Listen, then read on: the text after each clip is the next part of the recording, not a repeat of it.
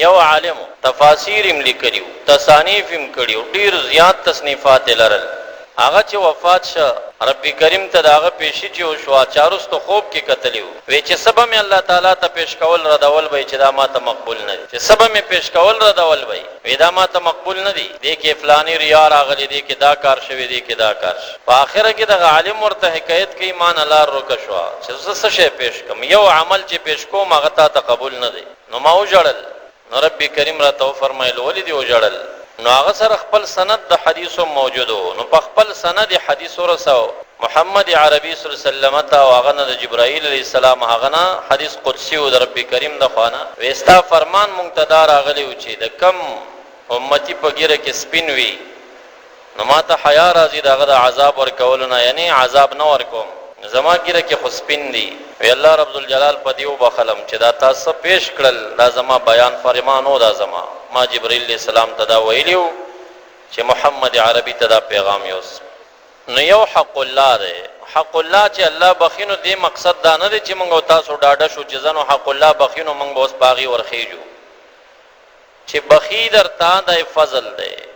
د چا په شفاعت بخی درته د فضل دی، چې نه بخی درته د عدل، چې یو ذره درته معاف نکړه حساب در سره پیوکا، دا د الله د عدل نظام دی او دا قانون مخکې نه را لېږلی دی چې ذرې ذرې حساب بکوم در سره. دویم حق العباد دی، حق العباد کې رب کریم حتمی فیصله دا کړې ده چې هغه نه معاف کوم چاته تر څو پورې چې استحلال ونشي، یعنی هغه بنده ته سړی په دنیا کې ور نشي او معافي ترې ونه غواړي، نو که هغه ورته معافي وکړه به یې معاف کوي. من جمله د هغه ظلمونو نه په حق العباد کې تاسو کې اکثر د افغانستان باشندگان یا دلته زمیندار او جیداددار خلک دي، ډیر داسې خلک شته دي چې هغه زمیندار وي، هغه همیشه کوشش دا وي چې خپل پټي ته لاړ شي او دا پردی پوله لږه راووهي ځان ته. د ډیرو زمیندارو دا یو مرض دی، او په دې دی ښه پوهېږي چې زه څومره ځمکه به زه په دې پوله کې رالاندې کړم او دا به ما ته بیا څومره غنم وکړي او دا به آخر پاتې چاته وي. خو دا ټول د لا علمۍ جهالت په مقلۍ نه دا کارونه کېږي. او حدیث مبارک کې راځي، بی عائشه رضی الله عنها راویه ده، مبارک فرمایي من ظلم قید شبر من الارض، چا چې بل چا نه لاندې کړه او ظلم یې وکړه په اندازه د یوې ولیشتې د ځمکې نه، پوله چې وهي وولیشې لبیله رالاندې کړي، توقه من 7 ارضین، ورځ د قیامت کې به په غاړه کې ورواچولی شي ده ته دغه څومره ځمکه چې لاندې کړې ده دا واخله د دې ځمکې د تل پورې، بیا د بلې ځمکې د اومې ځمکې د تل پورې، دا ټوله به ورته غاړه کې پرته وي. چې دغه سړی چې یو لږ ځمکه یې د چا لاندې کړې ده د قبر نه راپاسي، نو په دې به تاسو ته علم وي، ما بار بار دا خبره کړې ده چې ارض المحشر د مدینې منورې نه چې د خیبر په لار کله سړی شام ته ځي او د عربو سرحد ختمیږي او د شام سرحد شروع کیږي، دغه ارض المحشر دی، محشرګاه به په دغه ځای باندې وي. صحابه کرام به چې دغه ځای ته رالل او به یې کتل نو فرمایل به چې ها هنا ارض المحشر قد قال لنا رسول الله صلی الله علیه وسلم، محشرګاه په دغه ځای باندې دا مونږ ته محمد مصطفی داسې ویلي و. دغه ساحو پورې مبارک تلی مو د خیبر ساحې نه اشاره ورته کړې وه چې په دغه طرفونو کې به محشرګاه لګېږي. دا کم ګناهونه چې انسان کړي دي د دې ګناهونو نه به درانده درانده پیټي جوړېږي او دا پیټي به د ګناه د انسان په اوږو باندې وي. ګناه د معقولاتو نه ده، د محسوساتو نه ده، خدا په عالم د دنیا کې او ډیر د امور د عالم د دنیا نه په عالم د برزخ والآخرت کې ممثل په شکل د صورت ګرځي. هغه د الله قدرت په دې جاری دی. دا منځ تکې کنه منځ دا په سترګو نه ښکارېږي، دا د اعمالو نه دی، دا د معقولاتو نه دی، د محسوس نه دی چې په سترګو ښکاره شي. جسم نه لري، خدا په عالم د دنیا کې عالم د برزخ او د آخرت ته چې دا اوړي نو ستا د دې بهترین منځ نه یو ښایسته صورت کې شکل کې حیوان جوړېږي او استاد بیکاره منځ نه مردار لتا او ناولي ټوټه جوړیږي. حدیث مبارک کې راځي چې منځ کله په تیزی د چرګانو ټنګو په شانو شي، په غفلت کې وشي، چې څنګه دا منځ خلاص شي فرشتي راشي د دینه یو توره مرداره چیرله ټوټه جوړه شي، دا راواخلي د دې منځګزار په دې مخې ورولي او ورته ووایي چې ضیعک الله کما ضیعت عبادتي، الله دې داسې خراب او داسې وشرمو لکه زما دا عبادت چې دې وشرمو. عبادت دغسې و چې تا وکړه. عالم د مثال کې دا بل صورت اختیاروي، لکه حدیث مبارک کې راځي چې مرګ به راوستلی شي د یو ګډ په شکل حلال بکړی شي په مین د جنت او جهنم کې، نو زما او ستا دا ګناهونه به د پیټو په شکل باندې په اوږو رابار شي. بیا د الله تعالی نظام داسې دی چې کله د دې قبر نه ته محشرګاه ته روانېږي، په دې ځای کې یو د بل څه کومک نشي کولی، قانون یې داسې پاس کړی دی ولا تزر وازرة وزر اخرى، یو بارلون کې د بل بار وړی نشي. د دې معنا هم دا ده چې د قبر نه پاس یو د ګناه پیټه دې پشایي، دا مور څومره خوږه ده، که ضعیفې مور په اوږو باندې دا بار د ګناه پیټې وي او ته ستا پاک سړی ستا په شا باندې د ګناه پیټې نه وي او ته ورته وایي چې د ګناه دا پیټې به دې زه په اوږه کړم خو راځه چې دې محشر ته ځان ورسو، دا نشي وړی، دا به هغه وړي چې چا دا اعمال کړي وم هغه په اوږو باندې به وي. د بچی پیټه د ګناه پلار نشي پشا کولی. نو دا یو حقیقت دی لکه مرګ چې حقیقت دی، قبر په سترګو ګوره حقیقت دی، ورځ د قیامت یقیني حقیقت دی، معمولی شک دی او که ایمان ځای کېږي. نو د قبر نه تلل تر محشرګاه پورې دا مزل جازونو کې نشته، اورګاډي وګاډي او سیکلي نه دي، پیدل دی. نو دومره مزل چې پیدل کې بیا د په شا د ګناهونو پیټې هم وي او هغه در سره بل ملګری اوچتولی قدر هم نشي، او په لاره کې د دمې امکان هم نشته دی چې یو سړی به وایي زه په دمه دمه به څخېږم او زر کاله ورځ ده چې څو ورسم حسابي به مې را رسېدلي. نه، یو آواز د اسرافیل علیه السلام هغه دومره خطرناک آواز دی چې هر انسان ته به د پوندې نه راخېږي چې دی کله کمزې کې اراده لري چې زه اوس دلته لږ ځان د مکومه، هغه خطرناکه چغه چې په وویلی شي دا به دومره ویری چې په منډه به یې کي. په دې کې دمه نشته او یو پسې سایق او شهید دی، ګوایي به هم پې کوي، بل به یې راکاږي د حشر میدان ته، نو فرشته به ورسره یي، هغه یې نه پرېږدي دې خبرې ته چې دا دې په یو ځای کې دمه وکړي او یا دې شپه پې راشي او دی دې ارام وکړي، شپه نه هم شته هلته. نو په یوه سا باندې دا مزل دی ارض المحشر ته او په ټولو را روان دی، په خواص هم دی په عوام هم دی. دا چې متقین نحشر المتقین الی الرحمن وفدا، رسول الله مبارک چې معراج کې ته براق ورته پیش کړی شو او دی چې څنګه په براق باندې کېناسته، جلال الدین سیوطي رحمه الله در منصور کې روایت ذکر کوي چې مبارک تندي کې خفګان راغی، نو جبرائیل علیہ السلام ورته وویل چې دا خو بهترین سفر د خوشحالۍ دی، ولې خفه وی دی براق دا تمنی وکړه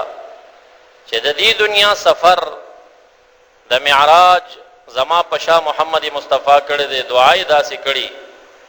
چې ورځ د قیامت کې دی مبارک د قبر نه پاسیږي او د حشر میدان ته ځي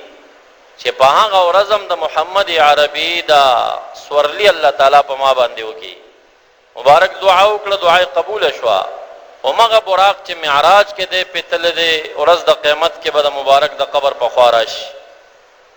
نو دې ځای کې رسول الله مبارک خفه شه،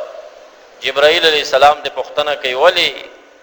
وی ما ته خو الله تعالی براق راکه، زما امت به پیدل را روان وي،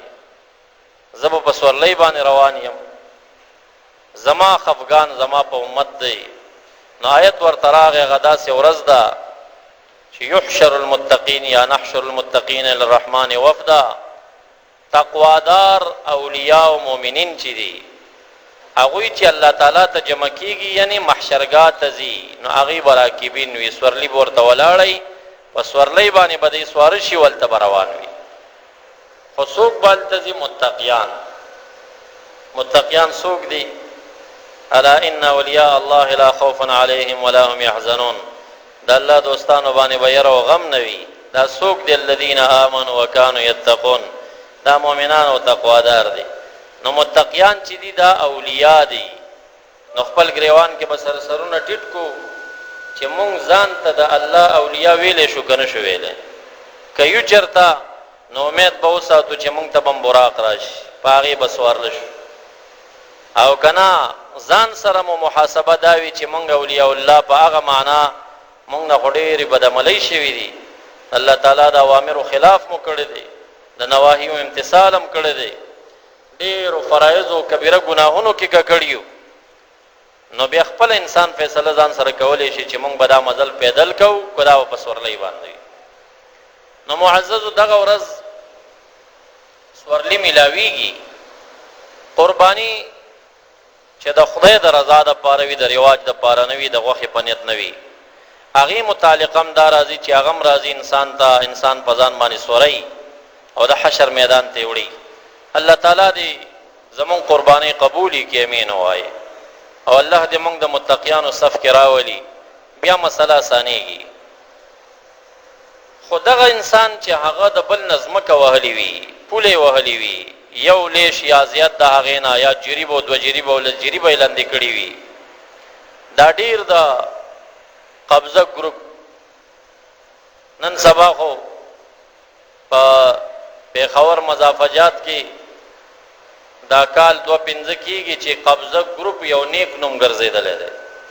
چې دا چا وصف کوي که نه صفت کوي افلانه هغه موی د قبضې ګروپ نه دی اوس سوچ نه کوي چې قبضه ګروپ خو د غاصبینو معنا ده که نه خو داسې ووایه چې دا مغه شد ظالم دی چې د خلکو نه په ظلم ځمکې نیسي دیم په هغې کې داخل دی خو داسې ووایه خو خلک د عیب په شکل نه یادوي وي دیم د قبضه ګروپ والا سره دی یعنی یریږي تېنه چې دا خطرناک سړی نو چې هر چا کې دا مرض وي او د چا ځمکه یې لندې کړي د چا کور یې لندې کړي په ظلم باندې او د ده نه وي د محمد مصطفی صلی الله علیه وسلم صادق المصدوق بیان دی چې اوو ځمکو پورې به دغه انداز ځمکه راواخیستل شي او د ده په غاړه کې به واچولی شي خو امام بغوي صاحب وایي معنا یې دا ده چې یخسب به الارض ورځ د قیامت کې چې راپاسېږي نو خلک به د محشر میدان ته ځي نو دی به په ځمکه کې خسف شي د قارون غوندې نو چې په ځمکه خسف شي نو روان به وي د اوو ځمکو بیخ ته به ورسېږي چې کله د اوو ځمکو بیخ ته ورسېده چې څومره ځمکه یې بیا د غصب کړي که جریبي دوی لسي ولیشتي هماغومره ځمکه به د اوو ځمکو د بیخ نه د ده په غاړه کې واچول شي ورته به ووایي چې اوس یې راکاږه بره روی د زمین ته یې راوباسه او بیا د حشر میدان ته یوسه ځان سره فتصویر البقعة المقصوبه في عنقه كالطوق دا مقصوبه ځمکه تر اوو ځمکو لندې پورې دا به د ده په غاړه کې د کړۍ په شکل پرته وي نو انسان دې سوچو کې چې دا به څنګه راکاږي چې نه یې راکاږي فرشته د ګروز باندې دی وهي خطرناک آواز د اسرافیل علیه السلام چغه در باندې وال کېږي او چې راکاږي نو دومره ځمکه څنګه وړي د حشر میدان ته دا چې هلته دې بیا هغه سړی نه بخي او جهنم ته دې بوځي هغه د خپله معامله لا بله ده دا خو د ورځ د قیامت سختی ده چې د حشر میدان ته به دومره ځمکه څنګه وړي او امام بغوی رحمه الله استدلال په دغه شرحه کې چې اوو ځمکو پورې به دی ډوبېږي خسف کېږي به د یعلا ابن مرد روایت نه کوي چې روایت د مسند احمد او د ابن حبان او د طبراني دی سمعت النبي صلی الله علیه وسلم یقول ایما رجل ظلم شبرا من الارض کلفه الله عز وجل ان يحفره حتى يبلغ به 7 أرضين مخکې روایت کې راځي چې من اخذ من الارض شبرا بغیر حق خسف به يوم القيامه الى 7 أرضين په اوو ځمکو پورې به دی په ځمکه ډوب شي او دویم روایت کې راځي چې کلفه الله عز وجل يحفره حتى يبلغ به 7 أرضين الله تعالی به مکلف کې چې اوو ځمکو بیخه پورې دا ځمکه وکنه او بیا به ورته دا ټوله په غاړه کې واچولی شي دا به څومره وخت د په غاړه کې وي حتی یقضی بین الناس تر څو چې الله تعالی د خلکو منځ کې فیصله کوي نو د خلکو منځ کې فیصله 1000 کاله دغه ورځ ده او دویم روایت کې 50,000 کاله ورځ راځي نو 50,000 کاله کې هر میقات د دې بیا 1000 کاله دی حدیث د ابي مالک اشعری رضی الله عنه کې راځي روایت د مسند احمد دی او د طبرانی دی په الکبیر کې اعظم الغلول عند الله عز وجل لوی خیانت د الله تعالی پنځ ذراع من الارض یو گزمکه ده تجدون الرجلين جارين في الارض وفي الدار تاسو بیا موزي سخلق چاغي گاونډیان وي پزمکه کې یا پکور کې گاونډیان وي فيقتطع احدهما من حظ صاحبه ذراع چې کله بیلیږي دا یو د دې شریک خپل نه یو غز نیم زیاته کی توقه من 7 اردوینا د اوز مکو تله پورې با د په غاړه کې دا ورواچول شي. نو معززو دویم روایت د تبرانی کی راضی چې من اخذ ارضا بغیر حقها کلف ان يحمل ترابها الى المحشر چا د بل چا ځمکه ظلمن واخسته مکلف بشي چې دا ټوله خوره په وګه او محشرګاه ته ځان سره یوس. دا یو سزا شو د پاره د ورځ د قیامت. دویم نقصان د ظلم دادی چې چا د چا ځمکه لاندې کړی وي داغه فرضی او نفلی عبادت د الله درگاه کې قبول نه دی مردود. سعد بن ابي وقاص رضی الله عنه روایت کوي روایت د مسند احمد او د تبرانی دی قال رسول الله صلی الله علیه وسلم من اخذ شيئا من الارض بغیر حله چا د یو چا نظمکه واخسته چې د حق نه و توقه من 7 اردوین وز مکو پورې بورتغاړه کې واچولیش لا يقبل منه صرف ولا عدل نفلی عبادت او فرضی عبادت بددنه قبليږي. یو معنا د صرف او د عدل دغه شوی ده. دویمه معنا د صرف او د عدل چې کوم دی هغه فدیه او سفارش دی. د باره کې شفاعتګر او شفاعت بنه قبليږي او د دنه په فدیه نه قبليږي چې هغه ته د پیسې په کې ورکی بدل کی او د نه قبلې دوه د پاره معانی بار بار ما کړی دي چې د قبول معانی دو دي. یو وقود شی فی حیز مرضات الله عز وجل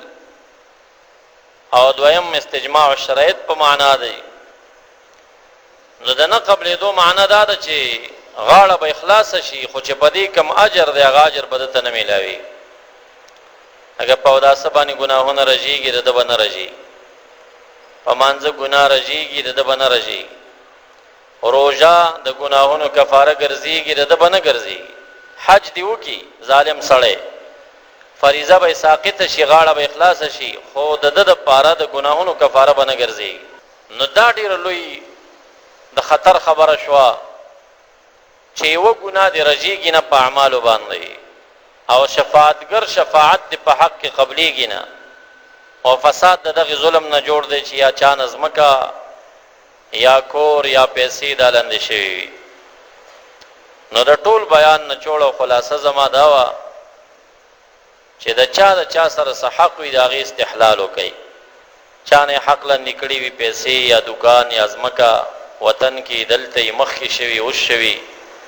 دا په توبو نه معاف کیږي دا په حجونو په عمرو نه معاف کیږي. دا سوچ دینه کې چې زب حج تلاړ شم حج به وکم نو دا به ما ته معاف شي په دې نه معاف کیږي او دا پدیم نه کیږي چې زب خیراتونه شروع کوم او خیرات بکوم او به ما ته معاف شي. نه د مخلوق حق دی فرض دی لازم دی الله تعالی حتمی فیصله کړی د مخلوق حق نه بخم. نو کله الله نه یره چا کی وی او دا سچ ما بیان کړل ورځ د قیامت باندې ایمان او یقین لري یو خدا سي ایمان او یقین وی باجوړ کې ما سبقونه ویل طالب ما زموږ استاد ګرامی او ملک او ظالمو هغه ته نصیحت وکړه د قیامت خبري ورته نو دې ورته وی یره دا قیامت زړی افسانی دی او خلک وی کم نه راخونه غو. نو دا سړی خو چې په قیامت کې شک لري کافر دی مسلمان نه دی ځکه ایمان خدا منت بالله نه چھوڑ دی او بامنت بالله کې بعث بعد الموت ورځ د قیامت دا داخله ده دا غي سره چې کوم تفصيلات دی پاغي به ایمان لري. قبر د قبر عذاب یو سړی وی قبر منم او عذاب نه منم د آخرت نیم نه دی منلې. قبر منم او سوال د فرشتو نه منم دا په حقیقت کې د قبر منکر دی د آخرت منکر دی. په آخرت باندې چې ایمان لري ټول د اعمالو به منی ورځ د قیامت کې حسابي به منی الله تعالی ته پیشي به منی د الله دیدار به منی فل د صراط به منی دا ټول امور د آخرت دي کنه. او چې آخرت منم او دا سيزونه پکې نه منم حوض د کوثر به منی شفاعت به منی کم احادیثو کې چې لفظ د حق راشي هغه تعلق تر عقیدې لري، هغه ډیر خلل لري چې دا یو شی نه انکار وکړي. همدا وجه ده چې نبی علیہ السلام کله حدیث کې دا بیانوي نو داسې فرمایي والصراط حق والشفاعة حق وعذاب القبر حق، داسې لفظ استعمالي. دا حق حق حق په اعتقاداتو کې وي، که منکر شوي عقیدې د اهل سنت نه پیوزي نو دغه امور مخې ته روان دي. ټول په دې زموږ استاسو یقین دی، ایمان دی. هر چا چې د چا نه څه قسم ته مال ګرفت کړی وي استحلال دی وکړي. په استحلال کې به علما اختلافات لري، مسائل ذکر کوي چې استحلال کې دا شرط دی کنه چې هغه به پوي. نو بعض علما وایي دا شرط دی، دی به ورته وایي چې پټ مې تانه دا مال غصب کړی و، زما ستا حسابي کېده دغه مال مې درنه لاندې کړی و، کور بیلېده داسې چل مې سره کړی و. وایي دا صحیح استحلال دی، که یې بخې راته وایي بخه، که یې نه بخې چې درې کم حساب را سره. او بعض علما دا هم کتاب کې کتلی وو، د بخاري شریف یو شارح دا لیکلی وو چې که استحلال کې وضاحت ونه شي او هغه ته ورشي ورته چې وروره زما ستا سره معامله تېره شوې وه، زه به تا ته بخښنه کوم، ته ما ته بخښنه کوه، تا ته خو پته وي چې ما خو شی لاندې کړی. نو بعض علما دا وایي چې هغه وبخلو معافي پې کېږي. خدا د بعض علماو رایه ده، راجحه دغه ده چې نه تعین به کوي ورته چې ما هغه فلانې مال کې ټګي در سره کړې وه، دغه کار مانه شوی دی، یا یې واخله یا مې معاف. د مخلوق حق کې ډېر احتیاط وکړي. ما د طالبۍ په دوره کې باجوړ کې طالب وم او د داسې د غره د سر نه په میلاد النبي پروګرام کې یو عالم را کوش چې هغه شپږو ګنټې مزل ورته درې سره ورته وي ډېر لرې ځي. ما ته قلم واخیسته او سهار دی لاړو قلم ما څه پاتې شو. هغه قلم هغه وخت کې 40 روپۍ قیمت لره، 2 کاله مخکې یا 3 کاله مخکې. اوس هغه ځای ته ورتلی نو شوم او دا قلم به مې ساتلی و چې خپله د طالبۍ بکسه به مې ګلو کړه او قلم به مې ولیده، ډېر به خفه شو دې سره زه څه شی وکړم. 9 کاله بعد هغه طالب بیا د پیر صاحب مبارک دربار کې هغه مولا راغی، بیا مې بیل که او ما ورته وي چې قلم ما نه کور کې پاتې دی، خو هغه وخت 40 روپۍ قیمت و، ته اوس 100 واخله خیر او یا ما معاف. بیا معاف کړم، زما د ولو نه هغه بوج کم شو، سپک شوم. او د مخلوق حق ګورې شهید ته نه معاف کېږي نو شهید به ستا شفاعت پکې څه وکړي. زمونږ څه ملګري شهیدان شو. یو طالب مونږ سره 3 کاله دلته مدرسه کې تیر کړي وو. 11 کرته کور کې بیبیانو ته په خوب کې راغی چې مدرسه کې د یو طالب 200 روپۍ را باندې دي او زما ټول مرګري جنت ته لاړل، زه په هغه 200 روپو کې باندې ما او ورشه هغه خلاص کړ. نو پلار راغی جړلی چې بار بار غزمنګ زوی شهید دی خو کور کې راځي خوب کې، تاسو دلته چا ور باندې 200 روپۍ دي؟ مې دا خو زمونږ سره د لوی دورې طالبان وخت رہی، بیا پکې حافظانو بکله وخت راو، دورې تفسیر والا راځي. دا خو ما ته پته نه لګي چې دا د کم زمانه طالب دی او دا څنګه چل شوی دی او چا پیسې ور باندې وی ته اعلان وکړه. هغه طالب په جنیدیه کې هم وخت تیر کړی او مال ته ولېږه، پلار یې هلته لاړه، هلته مې اعلان کړی چې زما زوی باندې د چا 100 روپۍ. سړی پیدا نه شو چې بیا به د غریب سره څه معامله شوي. نو سوچ کوه چې یو شهید ته په خپله 200 نه معاف کېږي، نو که ته په دې امید چې بیا به شهید زما شفاعت کوي چې هغه ځان نشي خلاصولی، ستا به څه شفاعت وکړي؟ د مخلوق په حق کې شفاعتونه کار نه کوي، هغې کې سپارش کار نه کوي، دعا کار نه کوي، حج کار، هېڅ شی شفاعت کار نه. یوازینۍ طریقه یې د استحلال ده چې معافي ترې نه وغواړي چې ما ته معاف کو، دغه ځای ته یې مې در سره کړی. وما علی الا البلاغ واخر دعوانا الحمد لله رب العالمین.